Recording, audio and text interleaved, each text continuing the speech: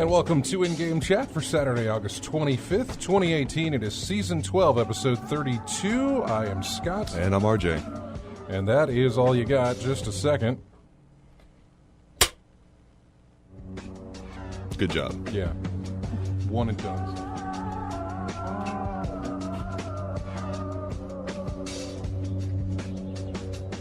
Anyway, welcome to the show. If you'd like to get in touch with us, our phone number is 334-272-9228. 334-272-9228. Adjust my headphone volume for a second. A little better there. You can go to ingamechat.net for all the links to get in touch with us. You can find us on Twitter at InGameChat. You can find us on Facebook there as well. You can also email us, everyone, at ingamechat.net. Streaming right now on Twitch. Go to twitch.tv and search for In-Game Chat, not the letter N, but I-N, and then game, and then chat, and then you'll find us. That's how you can find us online, too, ingamechat.net. Plenty of links there to get in touch with us and interact with us as well. We got the chat room going right now, so you can join in there, discuss amongst whatever the topic is going on in the chat room, and see how that shapes out. Anyway, welcome to the show, everybody. It's just me and RJ. Matt is out this week, and of course, another show note for you. No show next week. Will not be here. Actually, you will hear a show, but it won't be. It'll be from the past, and it's from a good ways back. I looked to see what I had available, and apparently I have a show from August of 2013. I have no idea what the hot topic of discussion was in August of 2013. No clue whatsoever. It's me, and it's you, RJ, and also James. Okay. Let's see what games were out back then. August of 2013? Yeah, 2013, yeah. Yeah. Yeah. But that was it. So, I only, I listened to it. I made sure everything was good with it, but I didn't listen all the way. I just made sure there's audio there. Is this a legit show that we did? Okay, then that's the one I'm going to run for a replay. So I'm not exactly sure what you're going to get come next Saturday, but it will be our show. It'll just be from 2013. No idea what the topic of conversation was. Did you find some games that released? Around Splinter Cell Blacklist, Saints Row 4. That released in 2013? Yeah. The list I'm looking at, there it was. Skullgirls. That's interesting. Let's see. Final Fantasy 14, A Realm Reborn. Okay. Out. Killer is Dead on PS3 and 360. Yeah. It'll be interesting to find out what is actually... BioShock Infinite on Mac. Yeah, it's on the Mac, yeah. I was going to say, we did have a BioShock Infinite show, but I don't think it's that one. Yeah. Anyway. Payday 2.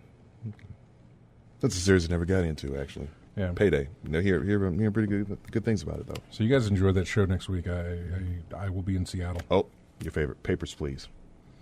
That was out? That had released? August 8th on Windows and Mac. We probably had already talked about it at that point, but, we will probably bring it up again. But, yeah. So, Papers, Please, indie game. And I've gotten so many invites for indie games. So many invites to, hey, come check out our game. Hey, come check out our game. Second appointment. Come check out our game. We're having a party, and we're also showing off our game. Come see our game. I think the only big ones I got was to do an interview with the guys. I think it's from Obsidian, Pillars of Eternity 2. Okay. Yeah. But like not play the game, but to talk to the people who developed it. And then I think Warner Brothers, I'm going to be seeing them for Hitman 2 and for Lego DC Supervillains. I think it came with it, and I wanted to. Not that I really like Hitman 2 is going to be Hitman, just like it was. So you know,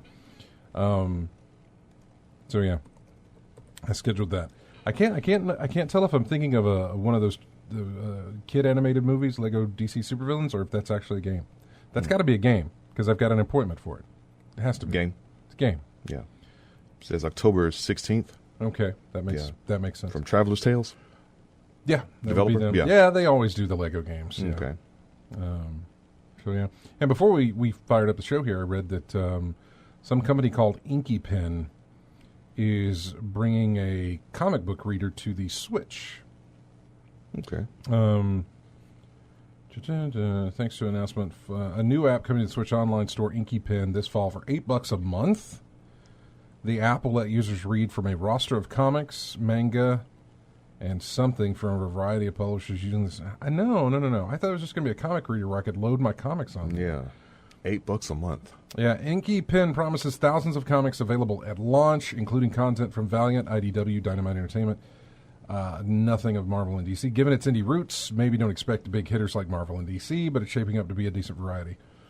It might seem like a bit of a weird thing to come to a platform that is primarily designed for playing games, but given that it's a tablet-esque, yeah, I know.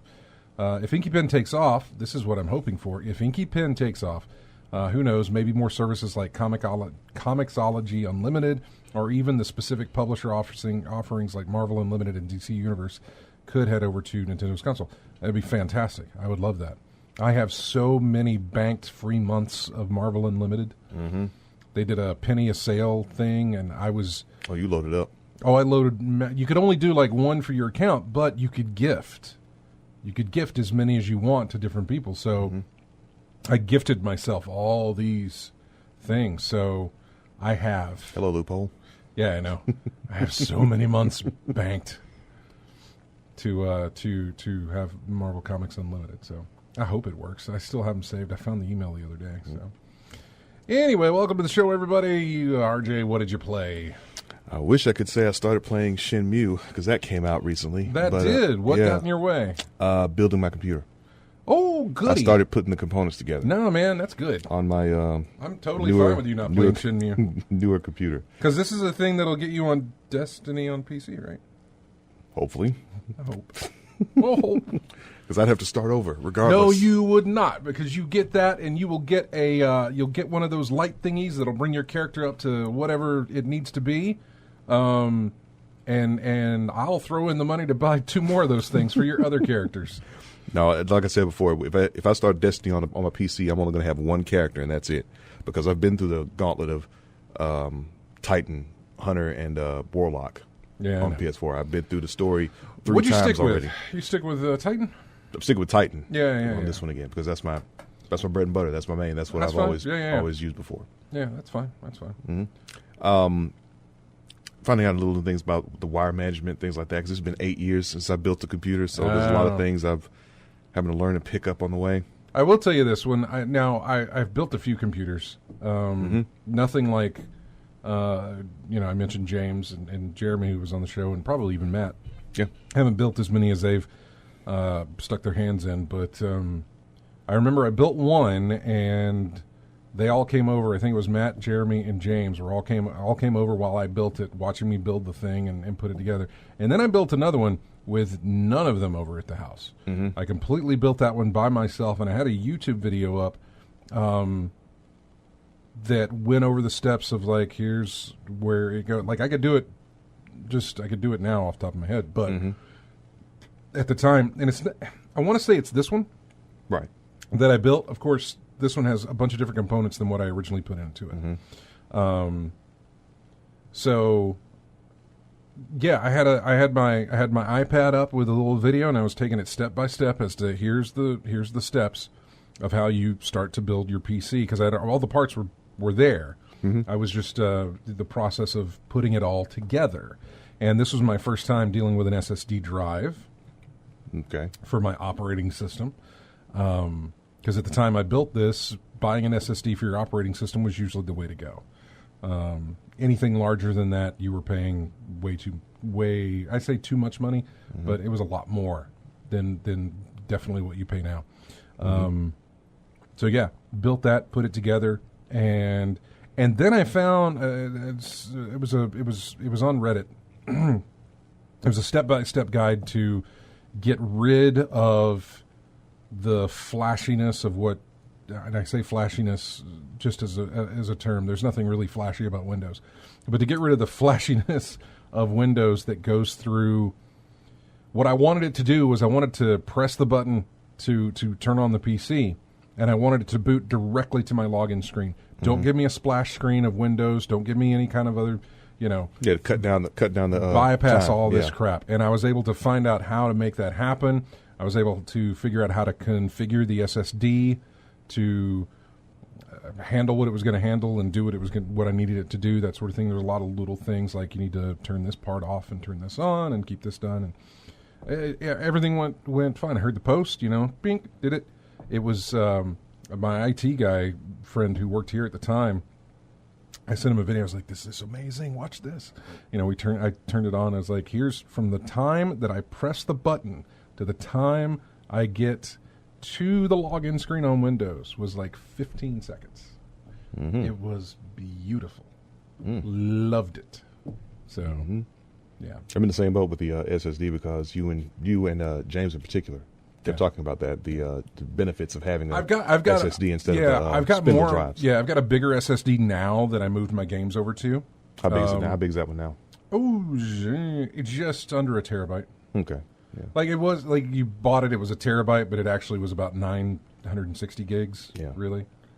I mean, I looked at my main drive on my computer now. Before I started building this one, I see how much is taken up, and I'm like, a 500 would be fine for me. 500 gig. 500 gig. It would be, but I mean, you're building a PC, and then sales come around and that sort of thing, and that's fine. Start out with 5. Yeah. I mean, I've got like 3 or 4 drives in this thing. Yeah. I got my operating system drive. I've got a massive 3 terabyte drive in there that holds all of our videos and stuff that we do. I've got another 2 terabyte drive that's just stuff outside of what we do with in-game chat, that sort of thing. It's where my games used to sit, because then I picked up the SSD drive, and I moved a lot of that from that other drive to the SSD drive. So, what is it, 4 drives are on that thing right now? So, Yeah, it's got and SSDs are fantastic because they don't take up space. Yeah. They're these little bitty things. So. I think in mine right now it's the SSD and two 2 terabit drives in there. Yeah. So I got enough space for storing the games when I pick them up. Yeah. Eventually. AC Wraith says your first SSD experience is a fun one. You're right. It absolutely is. I have the phones on busy. I need to unbusy them. There we go. Right. Forgot to do that.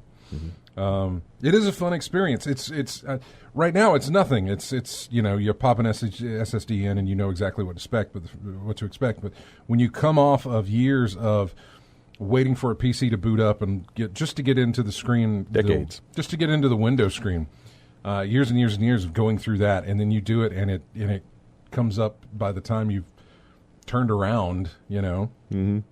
It's fantastic.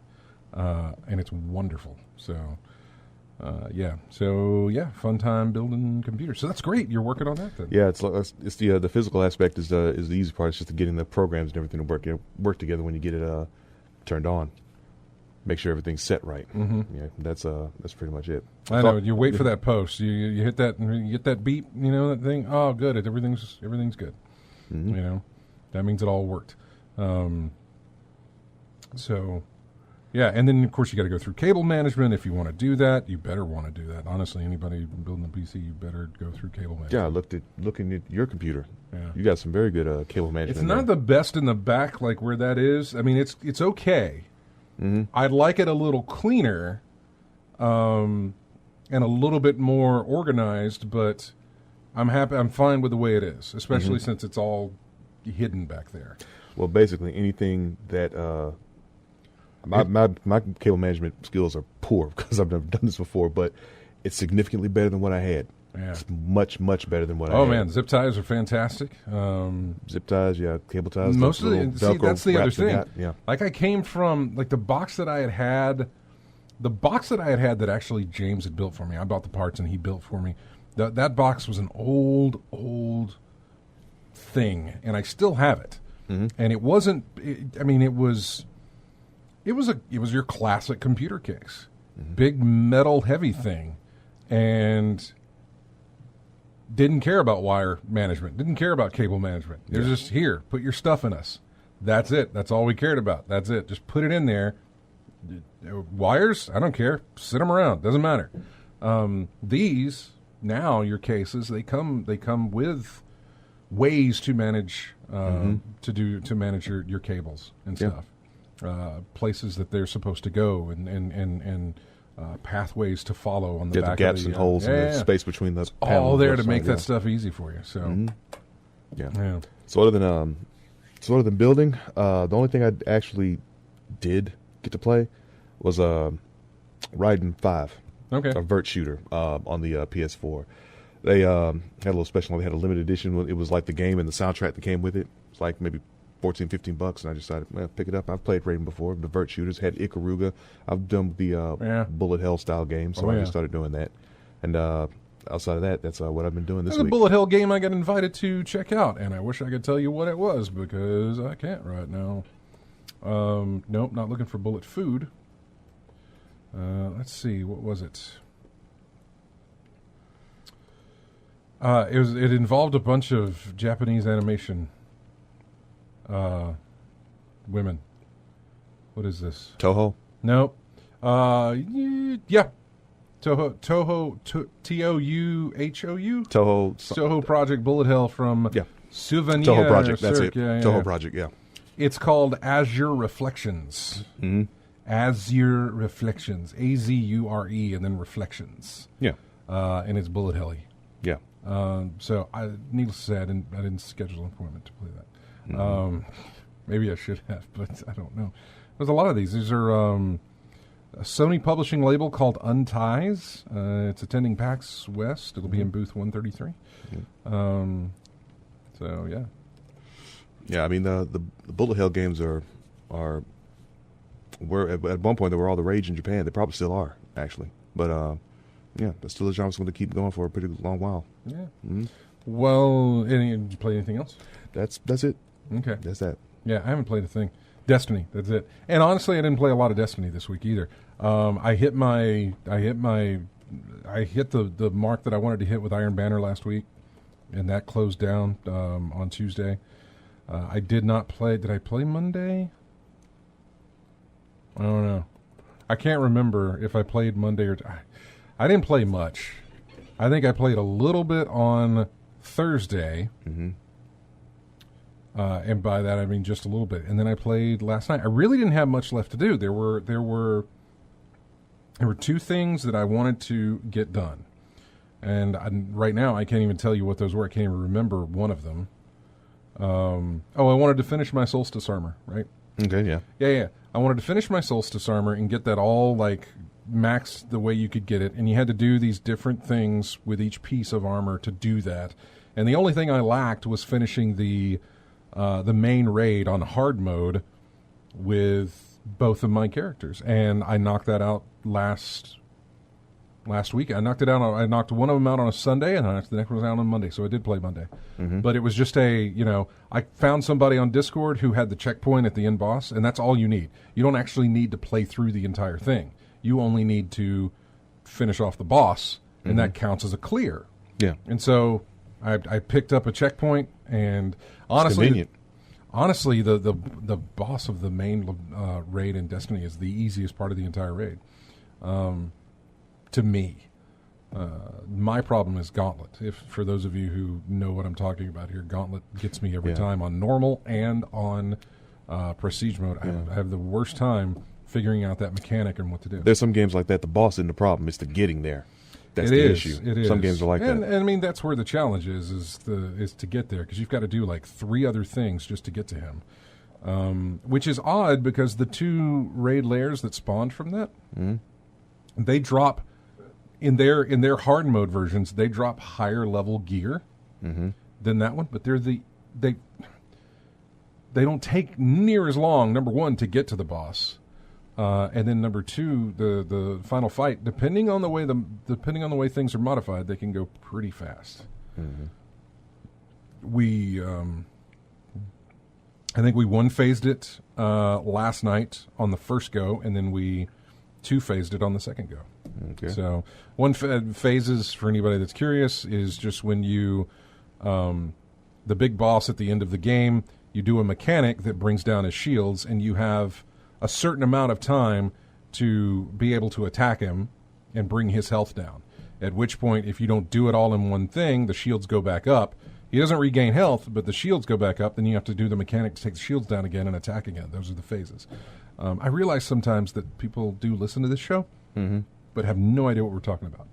So I want to try and make a more concerted effort to explain what I say, without going through it and not realizing that I just said something that they have no idea what I'm talking about.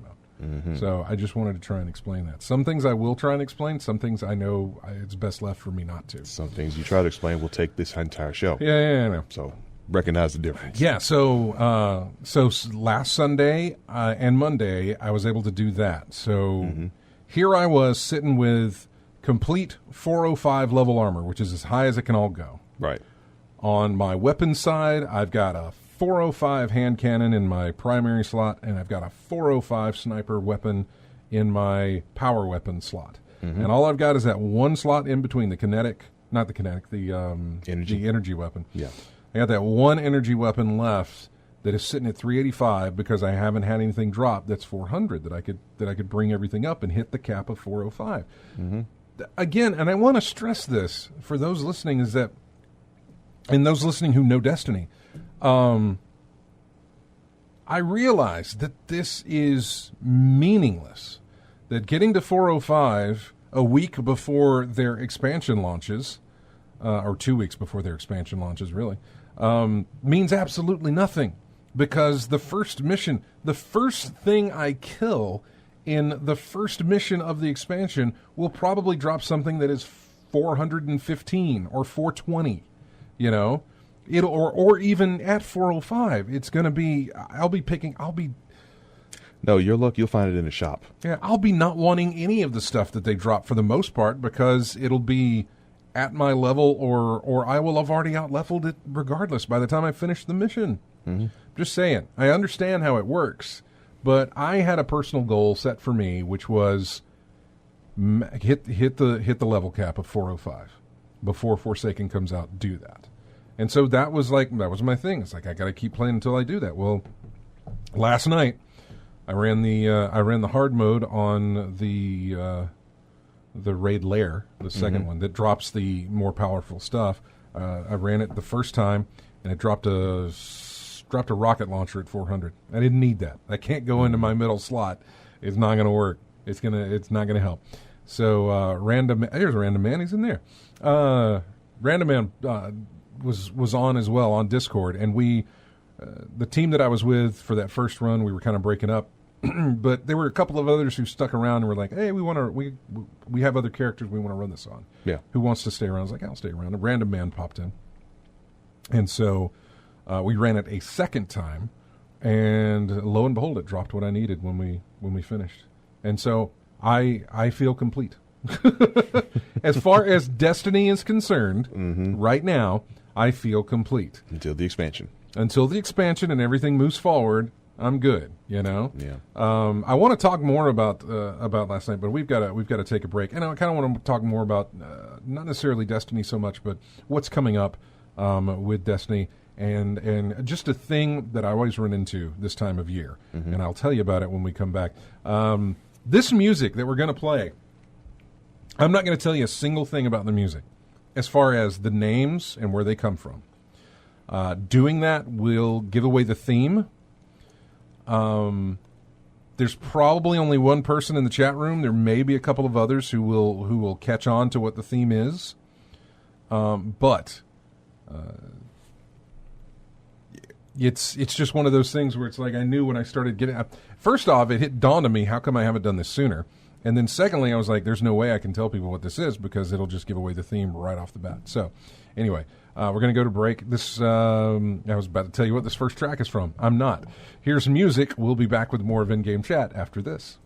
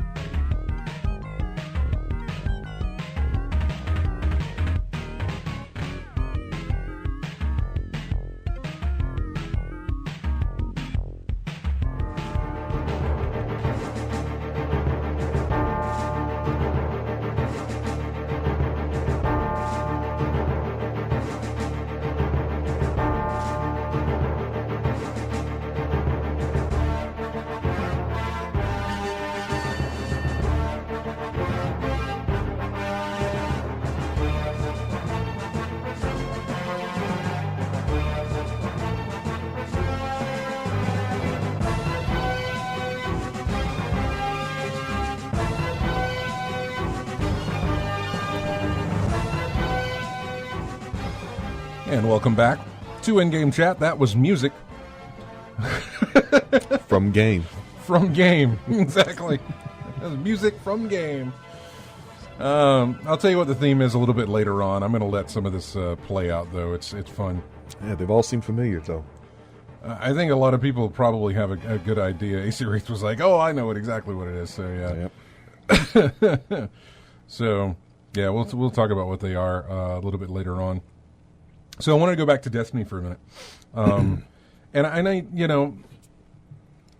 know people get tired of hearing me talk about Destiny. It's the only thing I play, but it's a big part of, how my week goes, really, is just, play it and that sort of thing. I'm kind of done with it. I think now I look at maybe some of the catalysts for the different weapons and stuff, Yeah, that was something I got in late myself. I was like, I should have looked at these catalysts because it's something I never even thought about.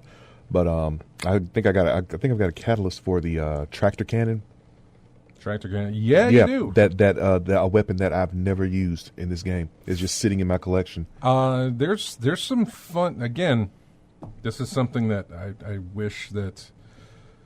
This is why I'm so disappointed that they don't allow cross saves between the two systems, because I would love to show you how much fun that tractor cannon can be. Yeah. But tractor cannon was fun in the Mayhem PvP thing. Right. Because in the Mayhem PvP, your super ability recharges exponentially fast. Yeah. It is nothing but it's just a massive, it's Mayhem. Like 3 seconds. Yeah, I mean, it just fills right up. Everybody's popping their golden supers. Golden guns, boom, guns everywhere. Yeah, which is fine. It's all in fun to do that. That's what it's for. But also the heavy ammo rotation is constantly filling up for heavy ammo. Well, nobody's paying attention to that. Everybody's just like super this, super that, super this, super that. Meanwhile, heavy ammo's dropping like candy everywhere. So a lot of the times I would just not use I would use the super when it would come up. But yeah, it's always up. Most of the time, I'm equipped with the tractor cannon running around, just pop, pop, pop. It's fantastic. People would activate their supers, and if I could pop them before then, it would disengage their supers. They'd lose it completely. It was kind of like having a shotgun tether, in a way. Okay. It didn't tether them, but that the way the tether works for the hunter, right. The fire, you could be in super mode. If the hunter fires off his tether, boom, it's gone. I don't care if you just fired it off, you've lost the entire buildup of your super. Same thing with a tractor cannon, just boop. So it's boop cannon, that's what we called it. Because not only does it do that, but it pushes them away, which is also fun. because that was fun to be able to get up close, fire off a shot, and watch them fly. And they weren't dead until they hit the wall behind them, and the impact caused the death. And I was like, oh, good, there we go. So it doesn't look, so the shot doesn't actually hurt. It's the impact. It's just it pushes. I mean, it takes off it takes off their shield and removes a good bit of health when it does that. Okay, but it also sends them flying. Now they don't hit anything and they just land. They're good. But if they're close to a wall or they hit a wall when they're flying back, it also, emits damage, impact damage. And so, it's a fun thing to run with. I think I've never used it because I've had the had the hard light. I've got the hard light in my stuck in my. The hard light is a standard for me because I could have any element I want at any given time. That's what I've always had it there for. We'll get you on PC. We'll get you on PC. I used hard light when I was going around Mars trying to shoot the different little. There are these little elemental, I don't know, trinkets, whatever. The data collection thing. Yeah, they're all hidden around, and they're different element, and you've got to have a certain thing to shoot them with. The hard light was the best thing to take for that. Yeah, I got like 6. It was like 45 of them. I got like 6 and stopped. Yeah, because I guess it's just me because it's not my thing. Because it did the way with Arkham, when the Riddler thing, find all the Riddler trophies. Oh, the Riddler trophies? Yeah, find all the Riddler thing and face the Riddler. Well, I never faced the Riddler because I didn't have the patience to go look around for those things. Yeah. Some of that was especially tough in Arkham Knight. In the other two Batman games previous, I didn't do it in the first Batman game when I originally played it. I was a lot like you, where I was like, I don't care.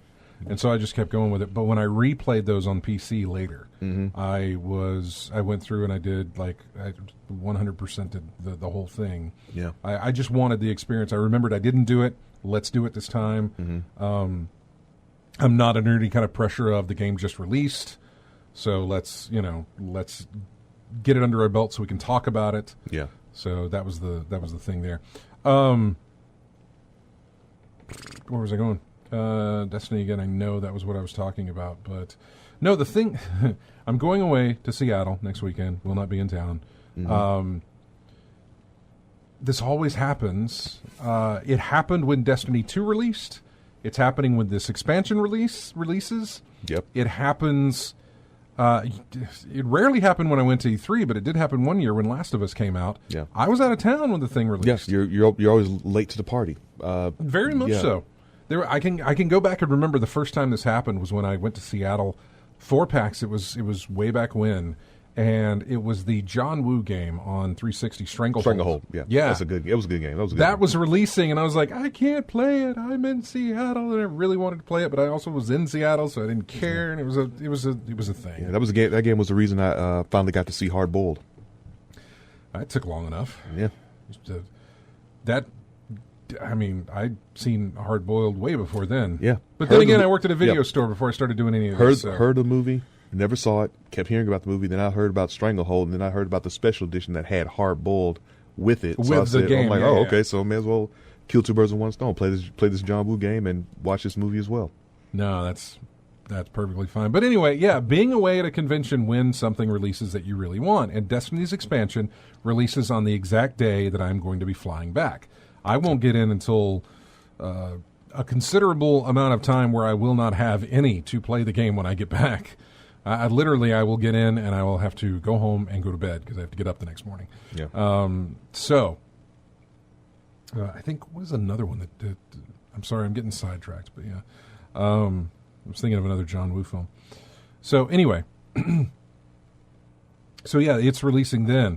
Not only that, but this coming Saturday, not this Saturday that we're in right now, not today, but this coming Saturday, everybody on Xbox, PC, and PS4 get to play Gambit for free, the Gambit mode, which is the PvE, PvP thing. Yeah.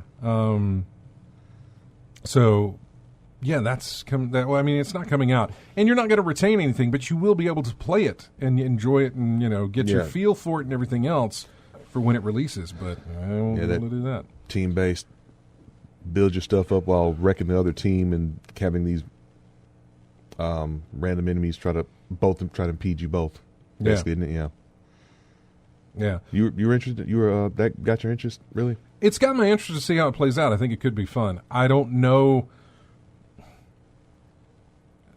Bungie is it's very strange because Bungie has the developers of Destiny. They come from the background of making Halo, of course, and Halo had some fantastic multiplayer. I mean, it really, really did have some great moments of multiplayer. I mean, it spawned a franchise of the Red versus Blue thing, right? You know, and that spawned Rooster Teeth and everything else. And I mean, it's and that all came from just Halo multiplayer. But I will say even further than that, I think that came from the way that you could play Halo multiplayer back in the day.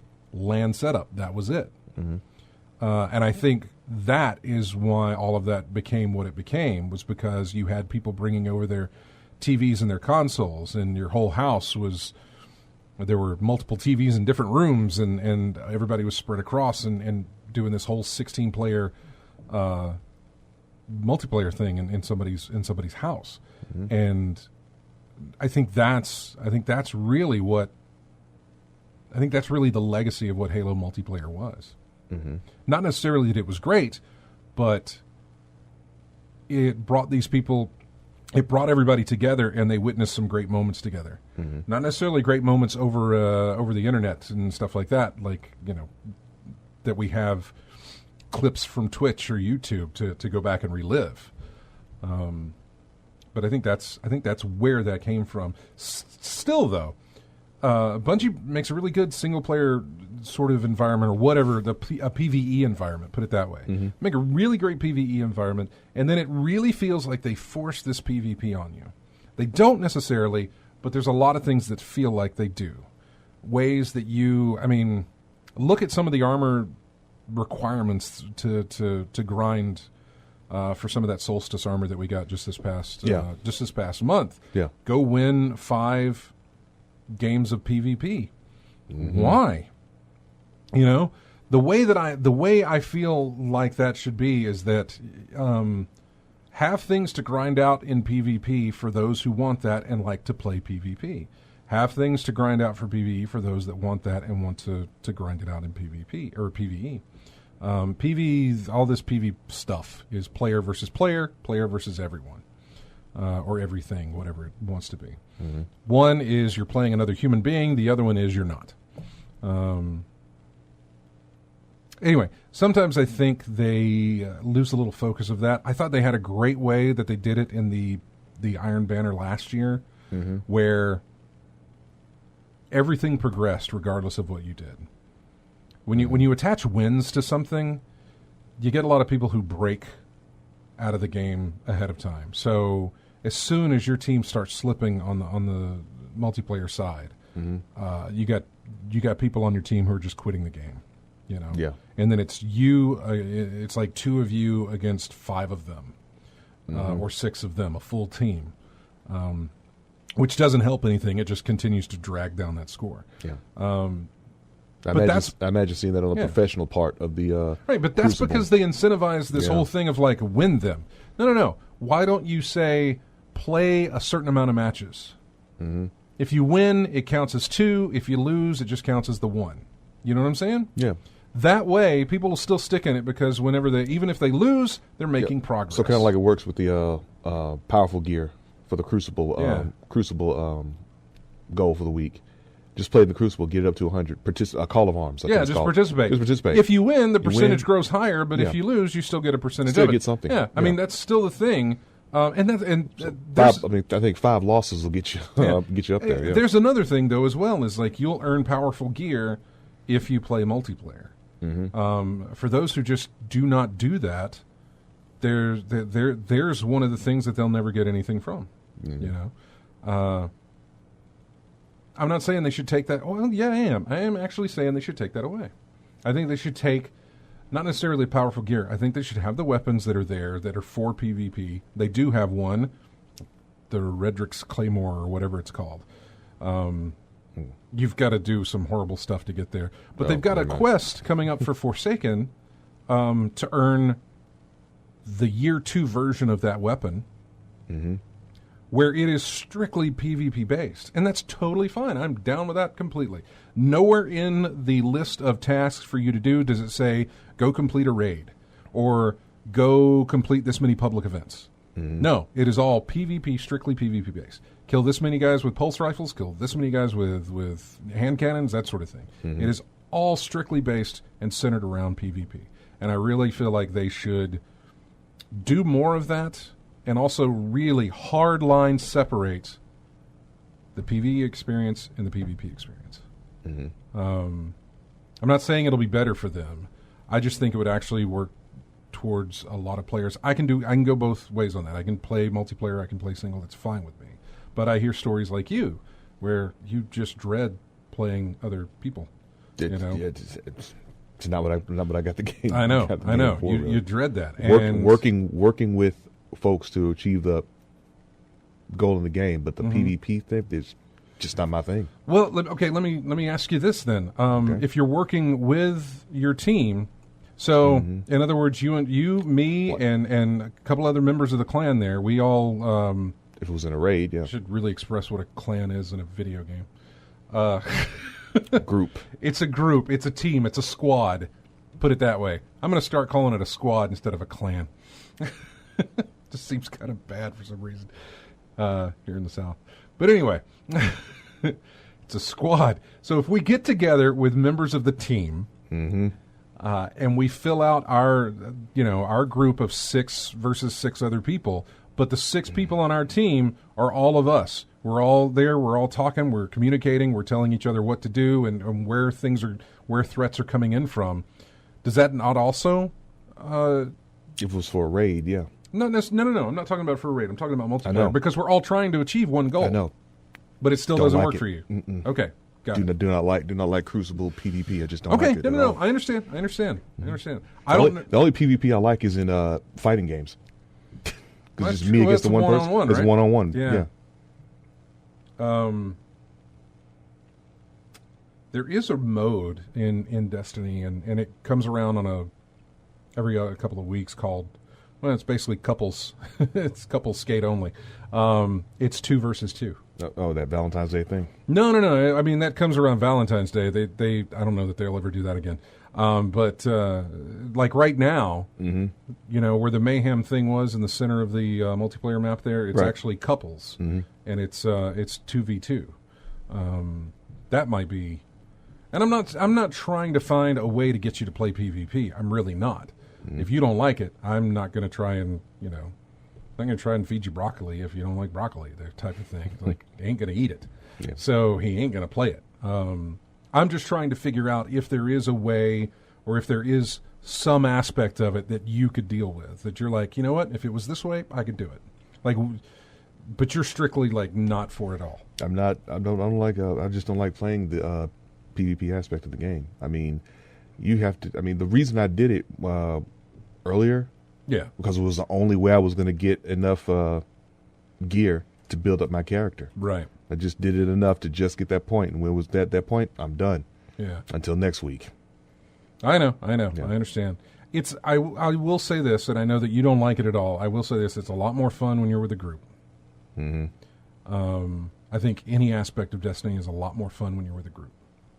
When it's you and your friends doing exactly what you said, going after one goal.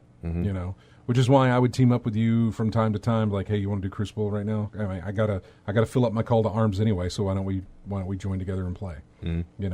So yeah, in a group aspect, it's always more fun. I will say that. So, okay. But yeah, I'm gonna be out of town. Destiny's doing this release. I get back into town on the 4th, which really doesn't matter because it'll be late, and I get back into things on the 5th.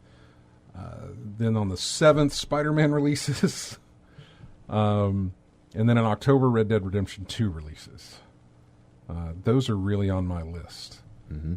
Destiny, Spider-Man, Red Dead Redemption 2. So I'm hoping, I think I'll probably get to play a little bit of Destiny while I'm in Seattle.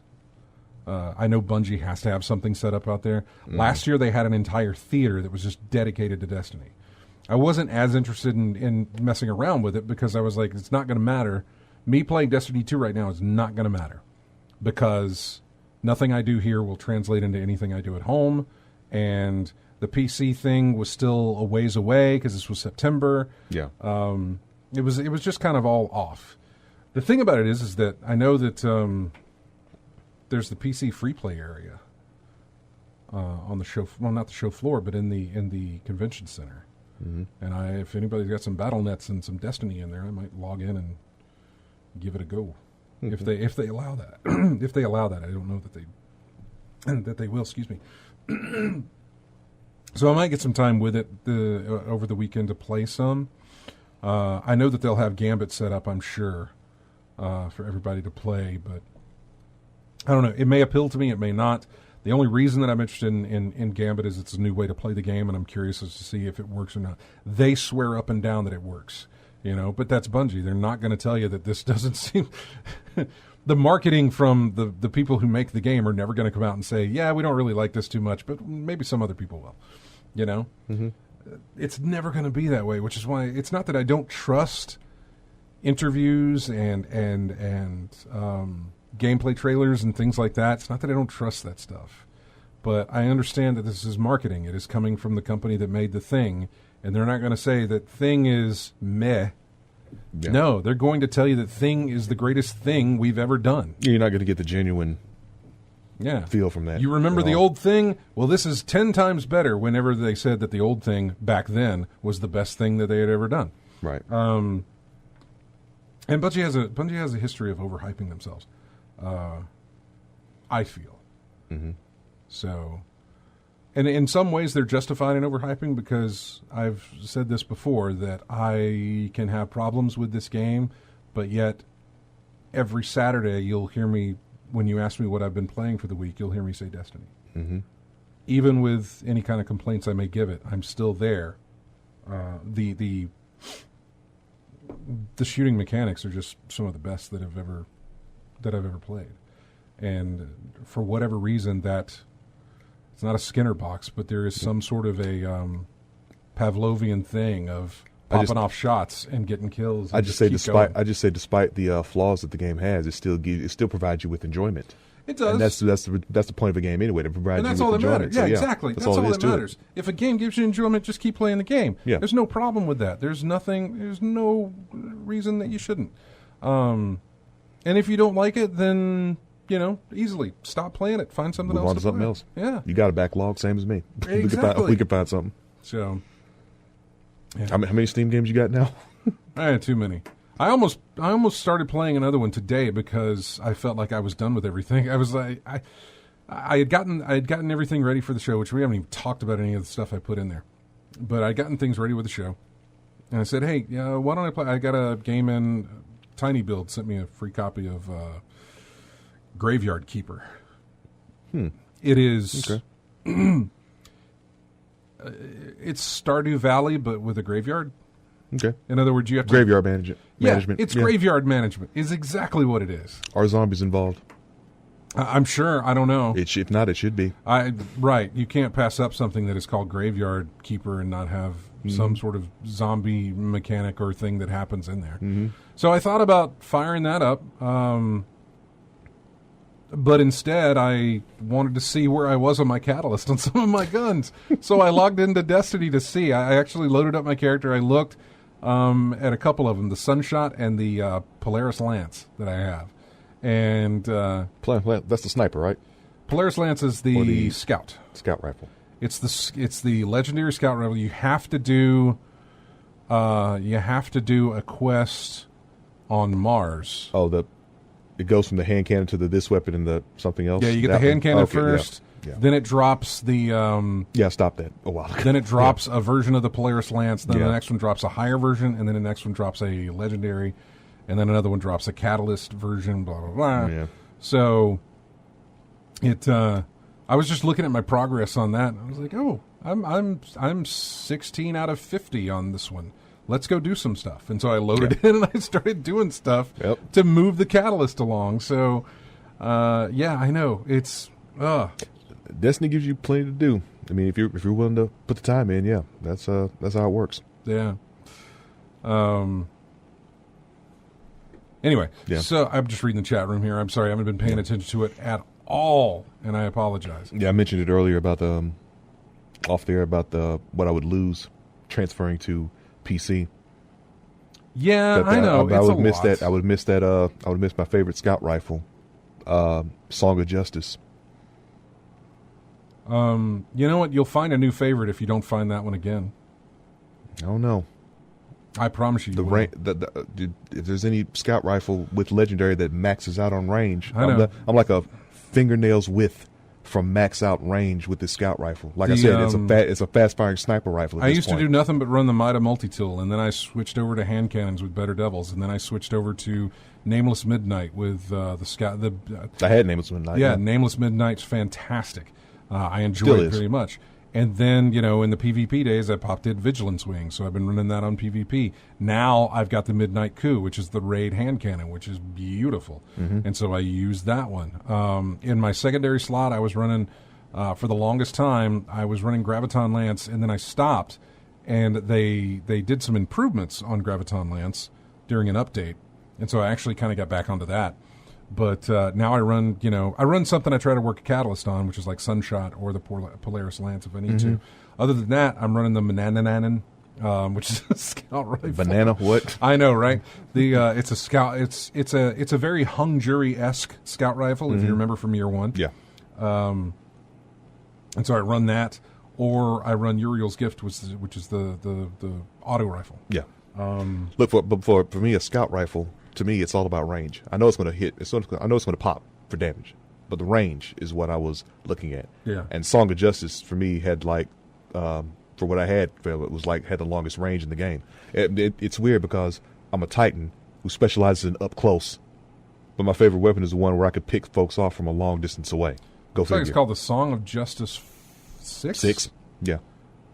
Wow, look at that one. Oh, I know what that one is. That's the one you picked up from Faction Rally. Yeah, from the Faction Rally, yeah. Yeah. And I got the, made it a legendary work. I forget the term. It's what legendary work, the one where you get the crystals and you put it in there, put 10 of them in there, and it makes into a Vanguard or a Crucible Masterwork. That's it, Masterwork. And it gave me the one for range. So it was like I said, very close to maximum range on that thing. Better than some of the sniper rifles I've gotten. Yeah. Anyway, we're going to take a break. Well, there's somebody on the phone. Let me see who this phone call is real quick. All right. Hey, you're on In-Game Chat. Who's this? It's me, Chris. Oh, hey, Chris. We don't have much time, but what's up? Yeah, you were mentioning the Graveyard Keeper, but that's one of the ones I'm interested in if they ever decide to bring it on the PlayStation 4. But anyway, that's one of the other ones I watched somebody play in the beta version, before it released recently. Graveyard Keeper? Mm-hmm. Yes, it's kind of have a sick humor to it and all, but you're basically you're an underkeeper and you have to take care of the church and the graveyard and stuff, and bury bodies. But it's got a lot of humor to it. From what I mean, it's tiny build. They're. I mean, I knew what I was getting into getting it from them. I know exactly what they deliver on.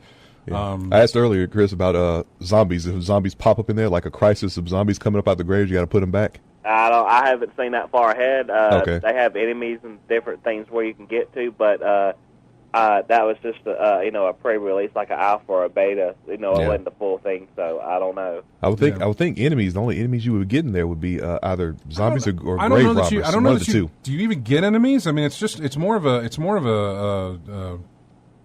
I think the enemy area is not as much in detail as it is keeping up and building different things, and then keeping up with the graveyard. That's not. I don't know. I'm not really sure, but I'm still interested. It's one of those that I'm interested in and playing if they ever bring it out on the other systems. Yeah, it's like they probably will. Yeah, it's like there's not enemies in Stardew Valley, is there? Well, you know what? There actually are. There are in certain areas, but you have to go to certain areas to actually engage in them, and they're not out in the open like in other games. Okay. Stardew Valley is a game where you can either do this whole Harvest Moon thing all you want, right? Or you can go find some things to throw some action into the middle of it, or you can just make it a chill experience where it's just like I'm gonna tend to my garden. Okay. And do that. Hey, Chris, we got to run. I'm sorry. That's cool. Cut you off so quick here, but we'll talk to you later, all right? All right, y'all have a good one. You too, now. man. Bye. Bye-bye. All right, we'll be back with more of In-Game Chat after this. Here's music. I'll tell you what all this stuff is. From what? I can't tell you from what. Game. From Game, yes. It's from Game. We'll be right back.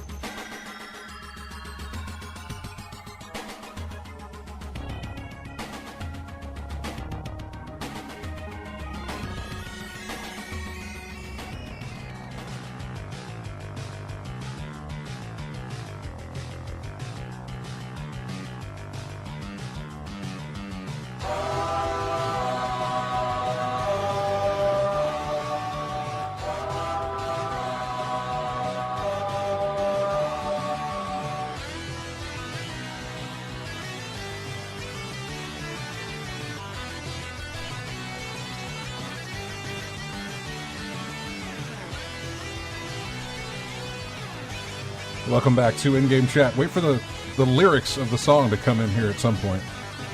And then I'll explain all this. Tell me this is from the 80s. Never mind, this is from the...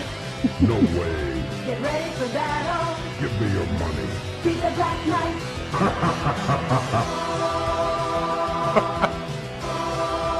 I just wanted to wait for that part.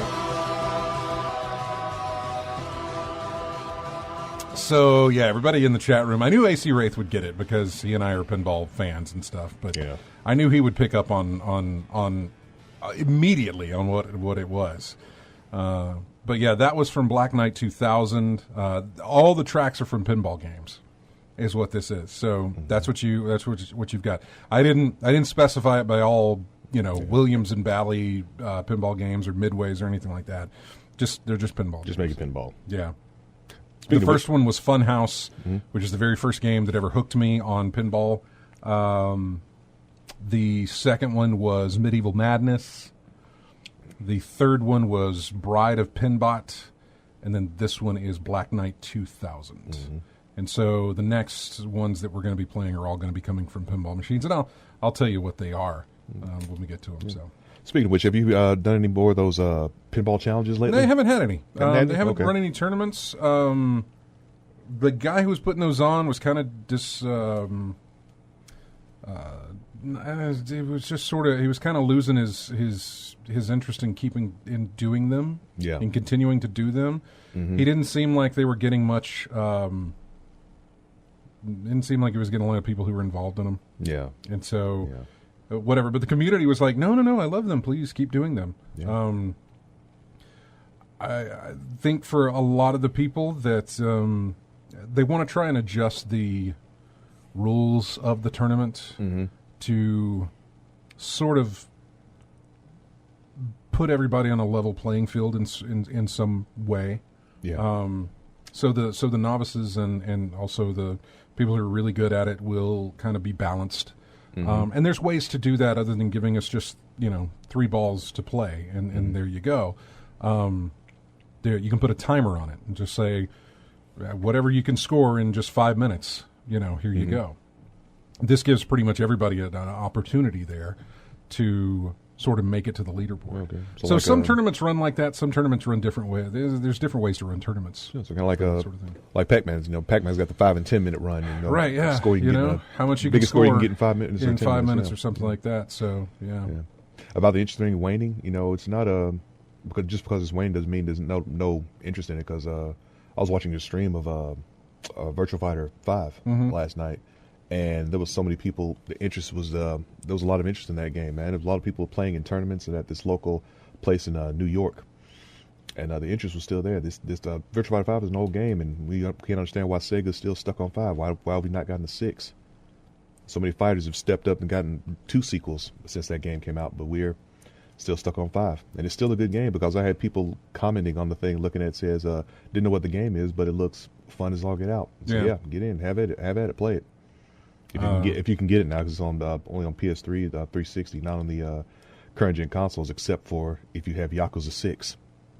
You'd have it on the PS4 when you go to the arcade in that game. Vox News, whatever they're called, Vox something, I don't know, they're online. Yeah. If you do a search in Google for Vox Pinball, they recently did a video about pinball this past week. So, and it's a very basic thing, but it's sort of, they were just talking about people who look at pinball as, why does that still exist? Not that they didn't like it. It's just people who look at pinball machines and wonder, and it just throws them off. Just this, I don't like that. It looks like it's, and they were just talking about some of the different opinions of people who enjoy gaming, but also look at pinball machines like, I don't necessarily like to do that. I don't get the appeal, and just sort of kind of explaining a very basic explanation of how most tables play and how most tables work and where the appeal comes from. I would think the appeal is learning the table, learning how the things go, and applying applied physics basically. Yeah, there it is. Pinball isn't as random as it seems.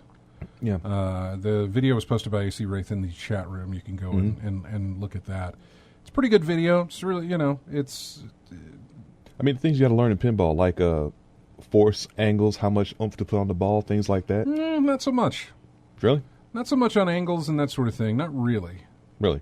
No, I don't really think so. Okay. I have never, in terms of trying to score in a pinball game, Okay.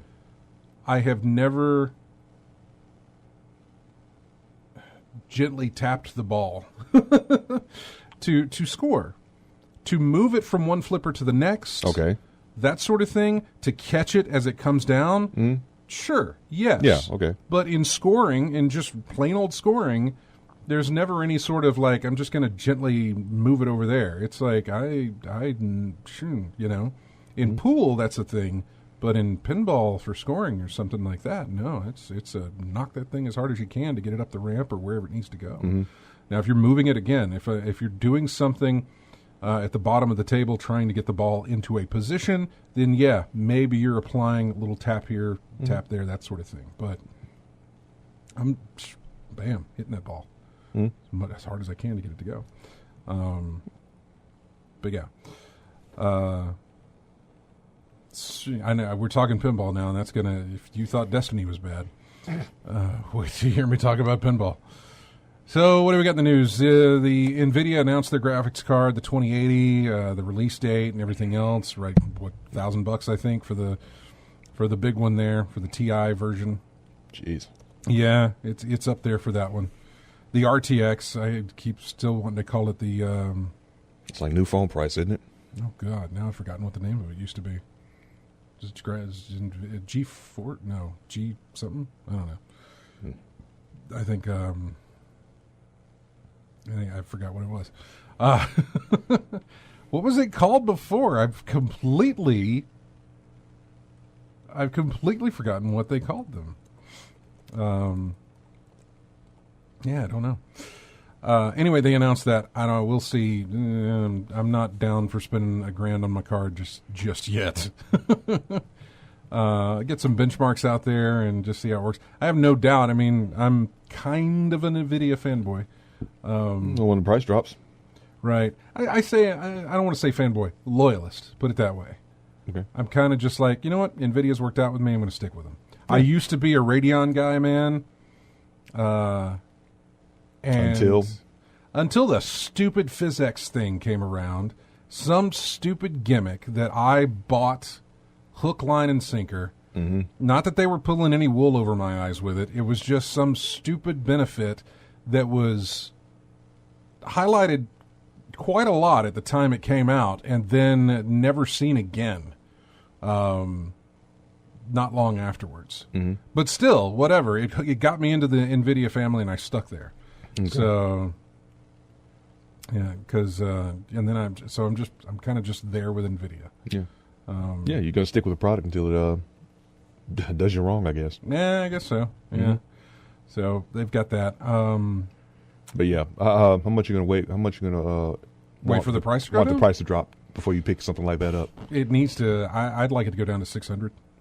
That's the most you're willing to pay for a video card? That's when I'll really start looking at like, okay, let's look at this. Yeah. Let's see what we can do.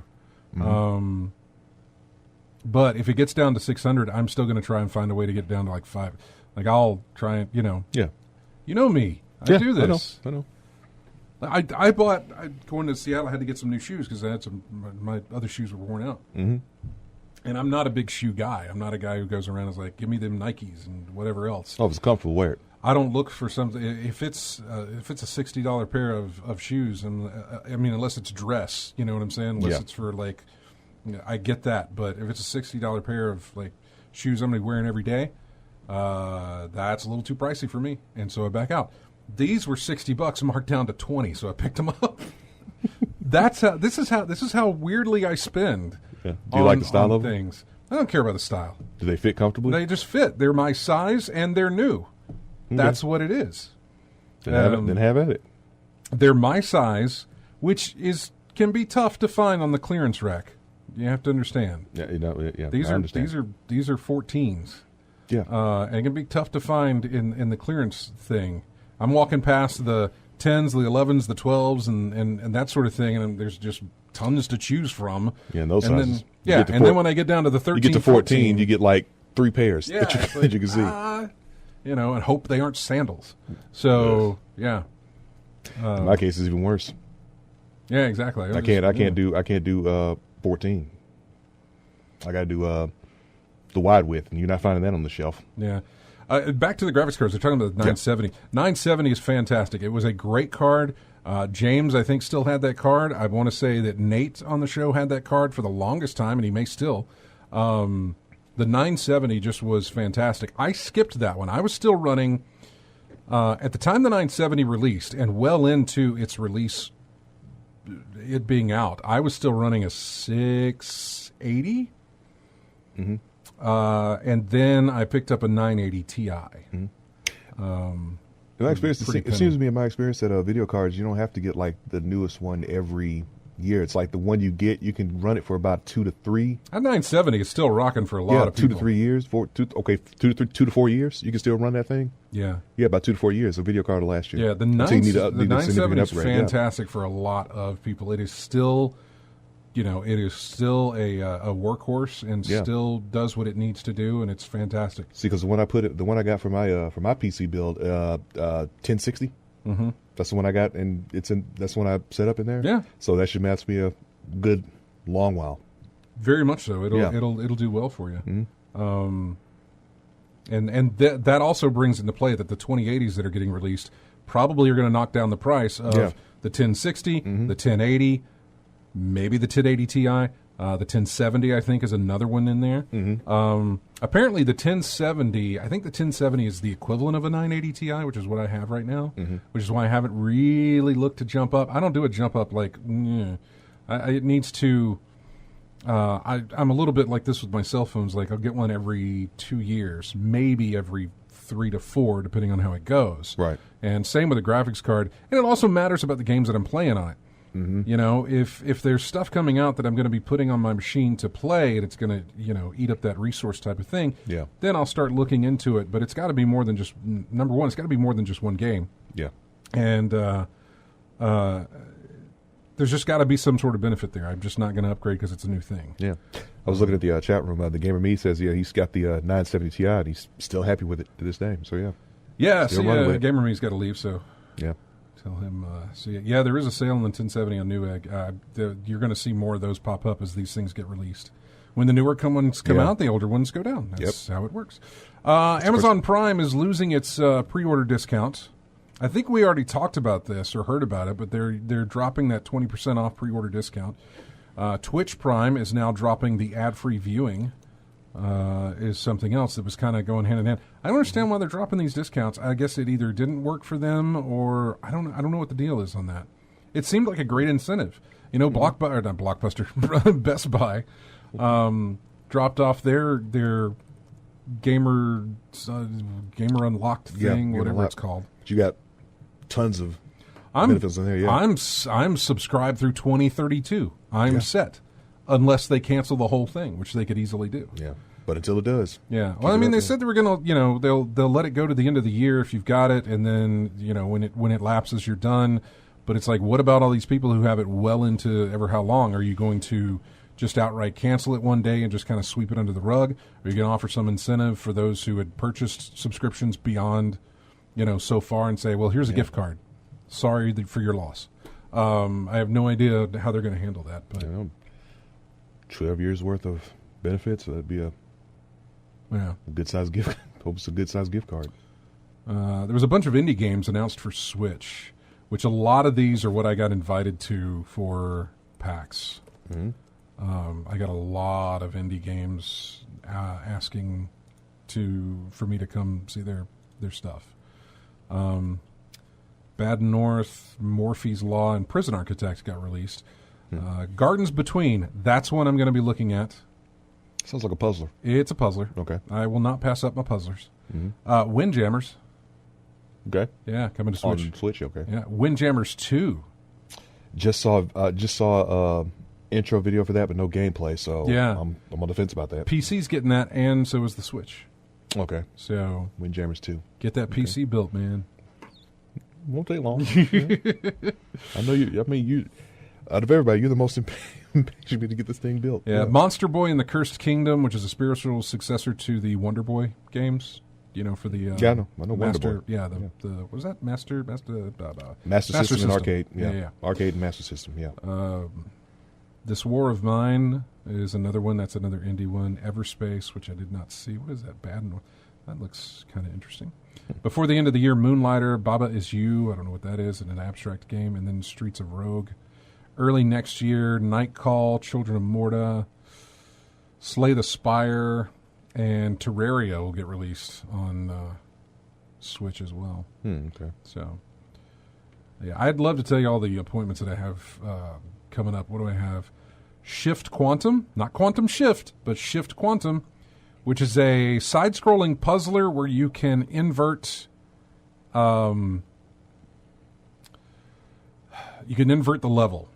Invert the orientation of the screen? Right. Okay. Like you can't rotate it into certain things to move it, which a la And Yet It Moves, which was I say old game, but it's not a very old game, but you could move.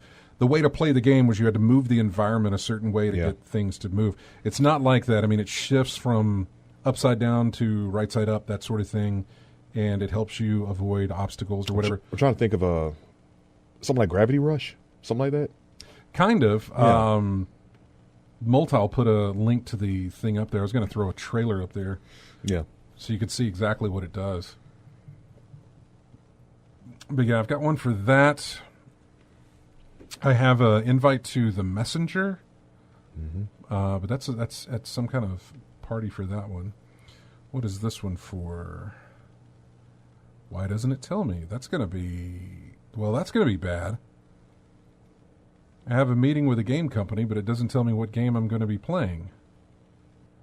I signed up for it. All right, what else do I have here? Shift Quantum. Something with Merge Games. Oh, I'm going to get to play the Devolver game, My Friend Pedro. Okay. If somebody posts the trailer in the chat room, My Friend Pedro is a very... what do I want to call that? Is it Max Payne-y? Is it Matrix-y? It's a lot of bullets and a lot of acrobatics. And side-scroller? And some slow motion as well, yes. So I know there's some people in the chat room right now searching that stuff up. Side-scrolling, bullet hellish. Yeah, throw in it. There you go. There's a link to My Friend Pedro on the Steam store. They showed this off at Devolver Digital's thing. Yes, don't show this warning on other products. Thank you, view page.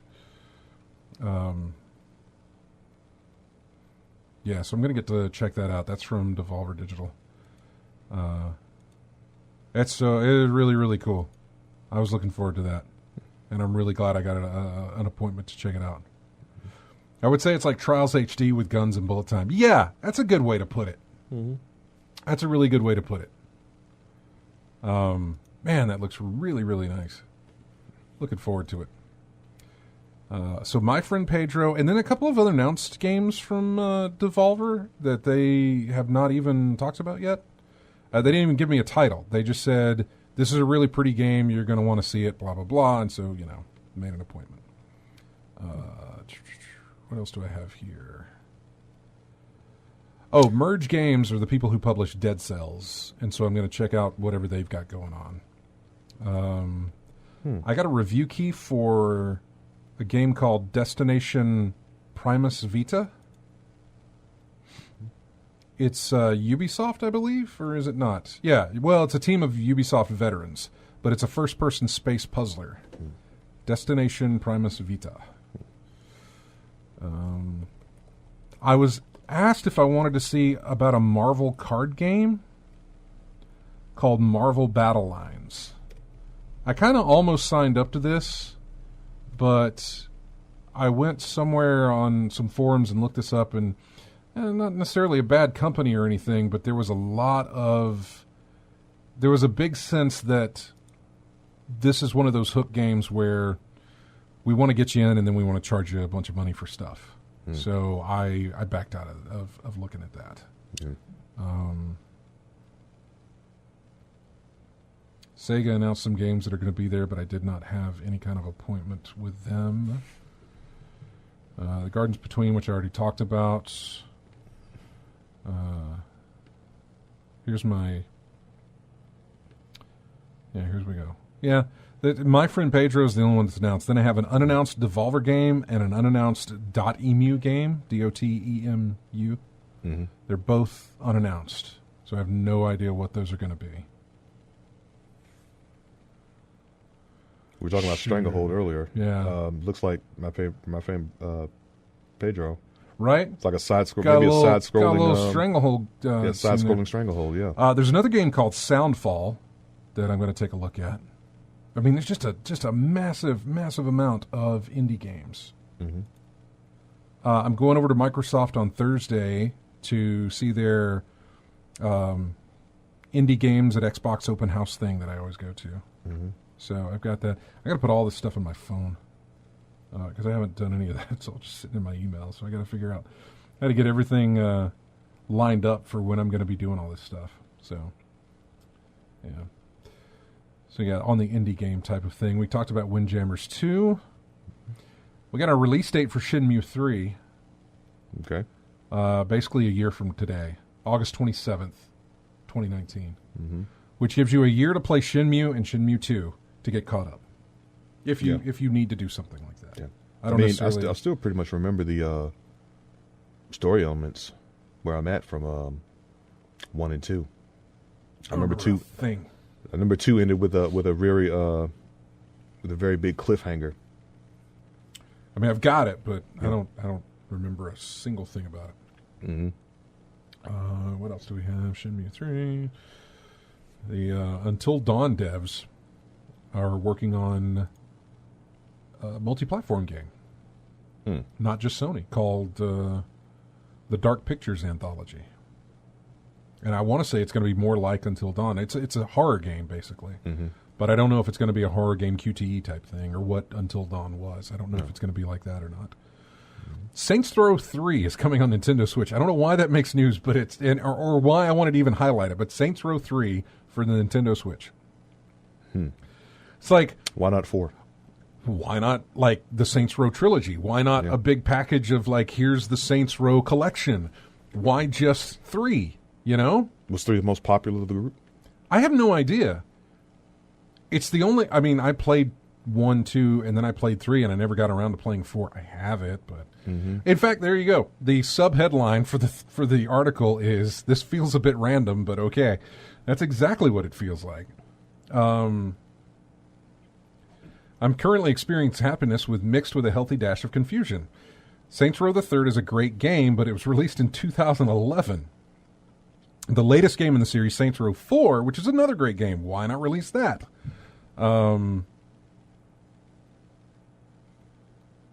Yeah, there's more info to be revealed in due course with a Gamescom hashtag. So I have no idea. I'm trying to remember the Saints Row. I mean, I never played 1 and 2, but wasn't 1 and 2 like a serious attempt at a crime-based game? So here's the thing. 1 was a very serious, like, let's be GTA. Right. 2 was, all right, that didn't work. Let's still try and beat GTA, but let's lighten up a little bit. Right.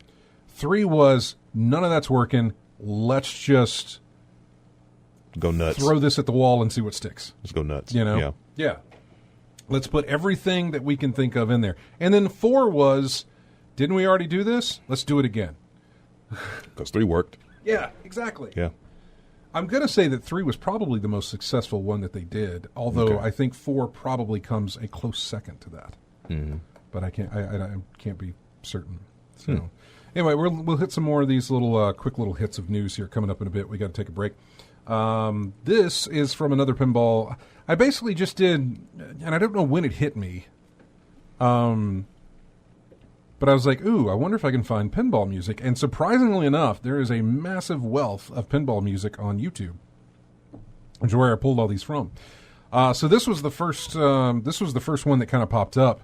Actually, Black Knight 2000 popped up, and then this was like the next one in the playlist. And I was like, oh, this is great. So I just started picking stuff. This is from Circus Voltaire, which is another pinball machine, pinball game. So we'll be right back with more of In-Game Chat after this.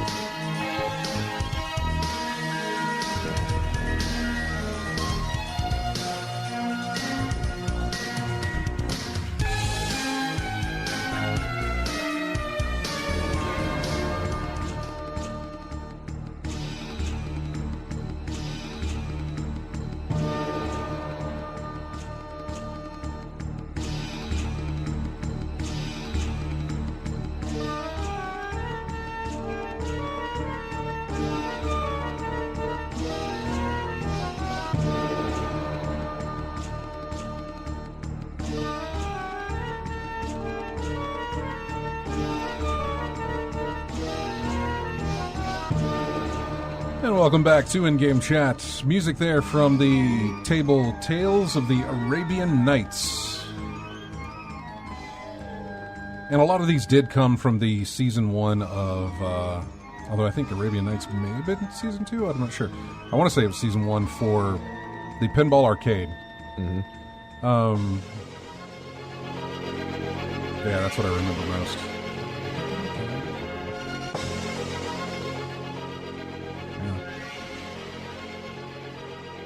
I mean, these are some real classics. The ones you won't hear are like, I didn't grab Addams Family, I didn't grab Twilight Zone, I didn't grab, license type stuff. Yeah. I didn't grab any of those. I just grabbed the ones.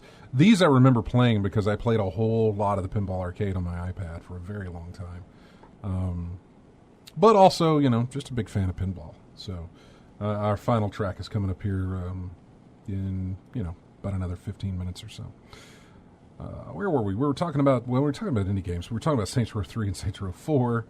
Multal says, I never really did gel with Saints Row 4. I never played it unless I was playing with someone else. Not even sure what my problem was with it because I liked and loved Crackdown. Yeah. I didn't get into I have Saints Row 4, and maybe I'll fire that up one day. Yeah. It seems like it'd be fun to play that with... with superpowers and all that stuff. Seems like that would be, comic book guys should really enjoy playing with superpowers, but I don't know. Yeah, we were talking about AC Rate's comments in the during the break about what they did to the mechanic of the game. Yeah. Because basically there's certain powers that would negate any kind of guns you would get. Definitely, the one I hear about the most is the travel powers. Yeah. The super speed and the jump and all this other stuff really meant, why drive a car when you can get where you need to go in no time by doing the jump? It's like why would you have cars in City of Heroes, where you could teleport and run and do all that type of thing? You had to pick one power. You had to pick, I mean, you could pick 2 or 3 different travel powers, but it was pointless because what you wanted to do was pick the one power and then enhance that power. Yeah. Maximize that rather than picking multiple travel powers. Yeah. Because I picked flying, but you had to pick hover first. Then you could pick flying, and it was a waste of a travel power. When I was able to buy a respec, I was like, nope, I'm getting the jump. Yeah, I think I did teleport. Teleport was good too. Once you max that out, teleport actually really, really was nice. But it used a lot of your endurance, just a massive amount of your endurance just to teleport. It did. And group teleport was even worse whenever you could do that. Jumping was the way to go for me in City Heroes. Let's see. Bandai Namco announced the Dark Souls trilogy for PS4 and Xbox One. Mm-hmm. I saw that.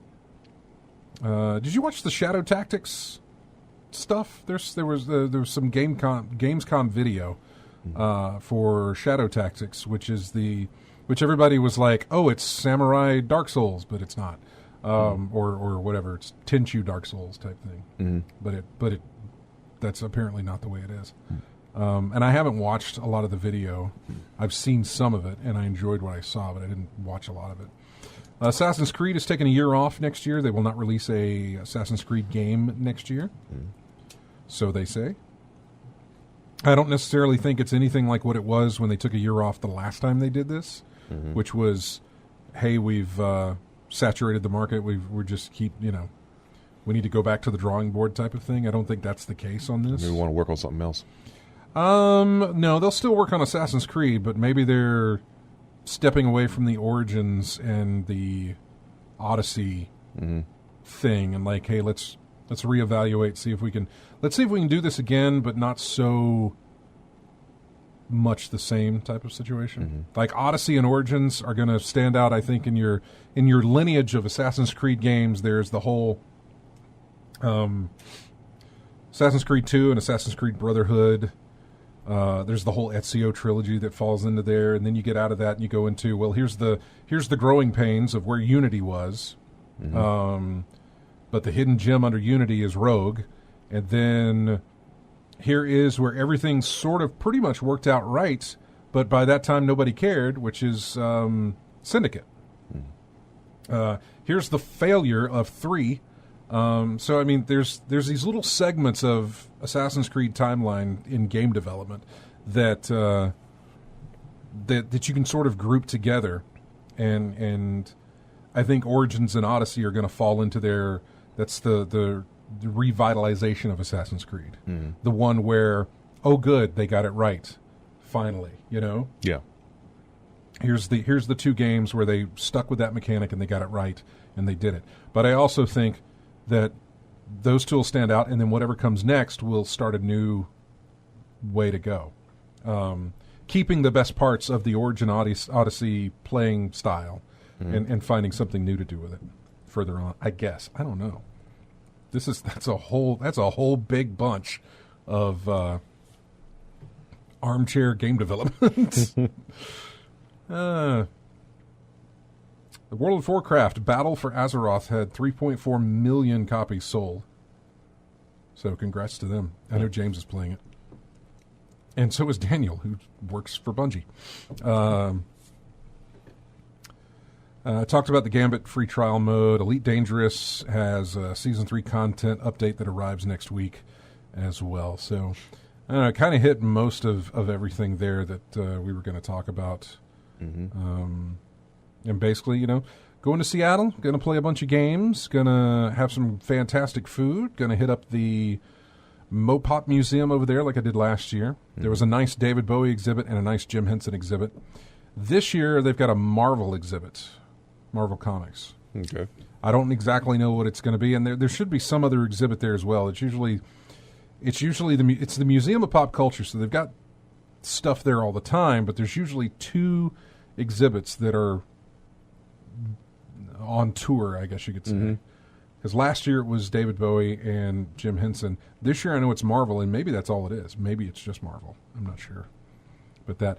Also, the Space Needle installed a glass floor. Okay. So I'm going there.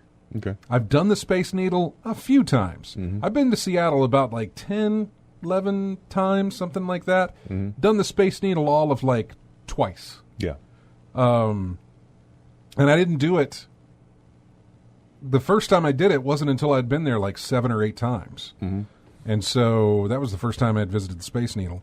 And then I went back to it not too long ago. Almost went last year, but I didn't. And this year they installed a glass floor, so I'm totally going to do that.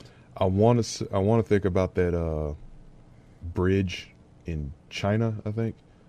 Yeah. A big glass floored bridge or something there's like a glass floor bridge. There's also a glass floor.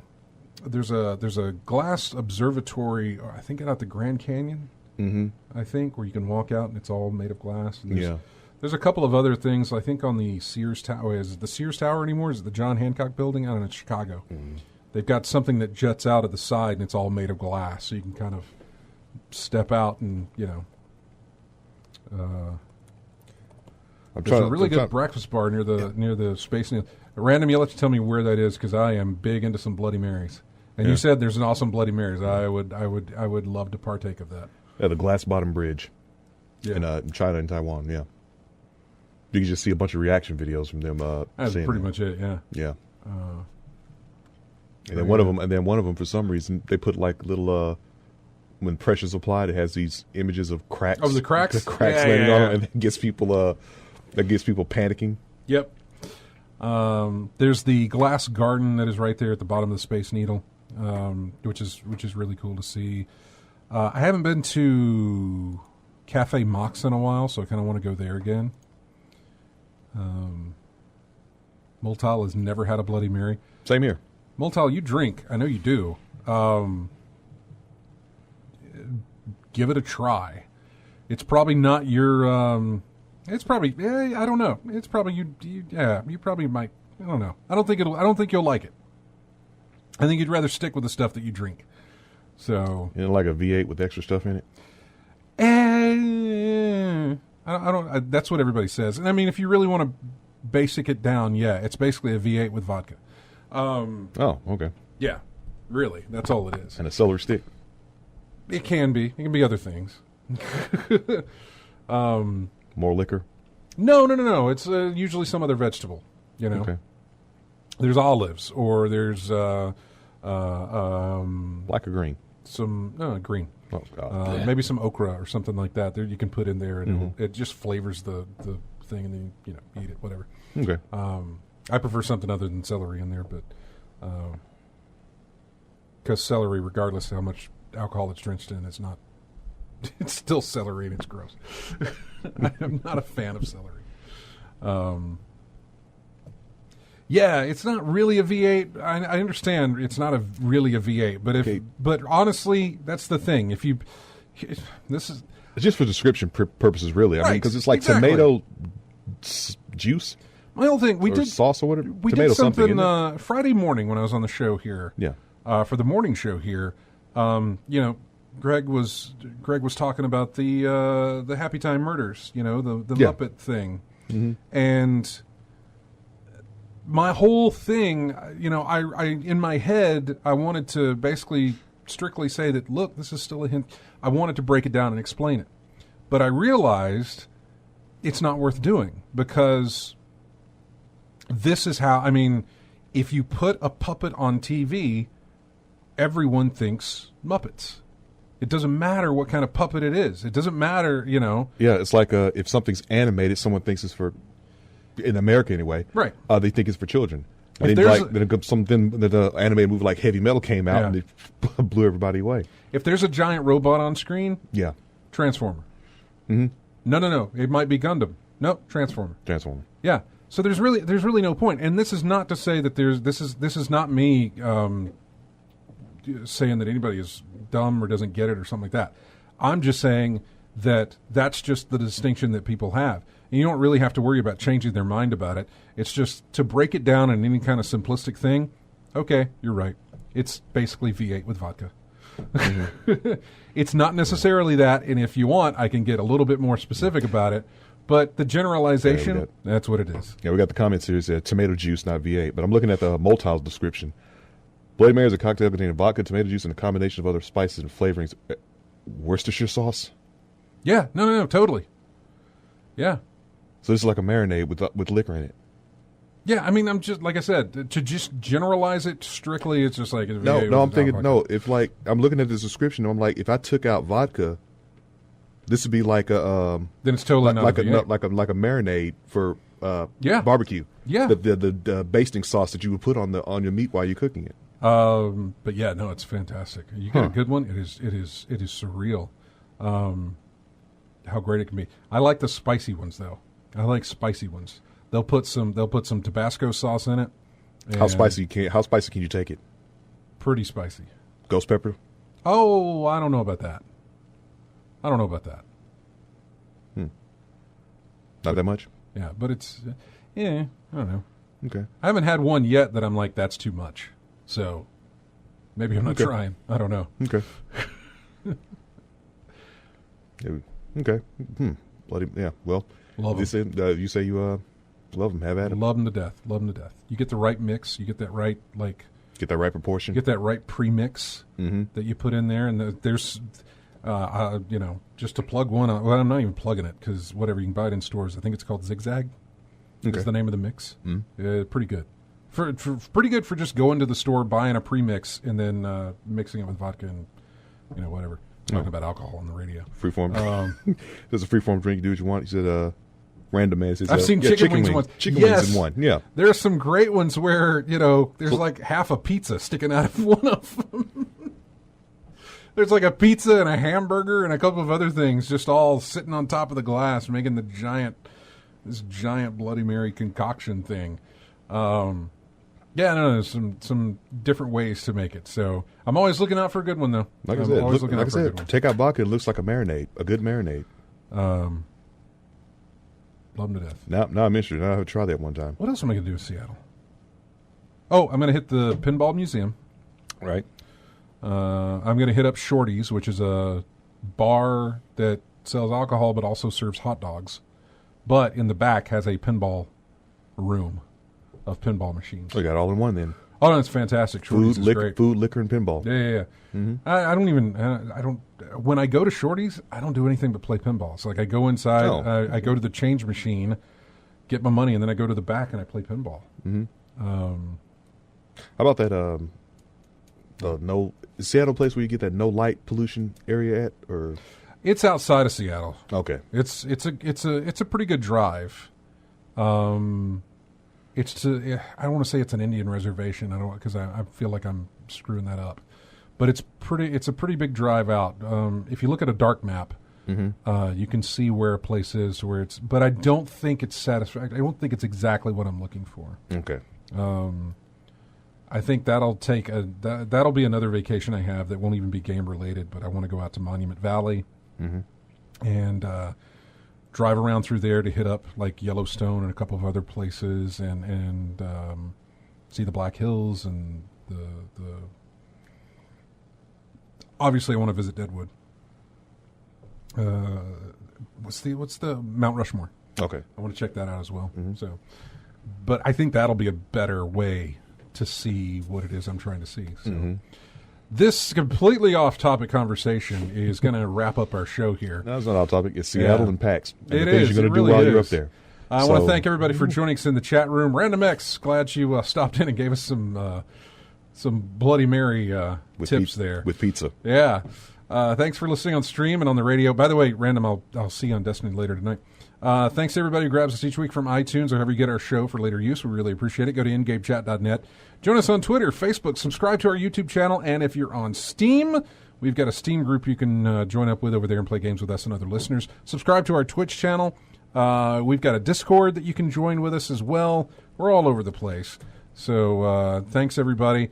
Remember, we're not here next week, but there will be a show from 2013 to listen to if you feel like it. I have no idea what the discussion is, so we'll both be surprised. I go out now leaving you with another pinball music track here. This comes from Theater of Magic, which used to be in Aladdin's Castle in the mall over there.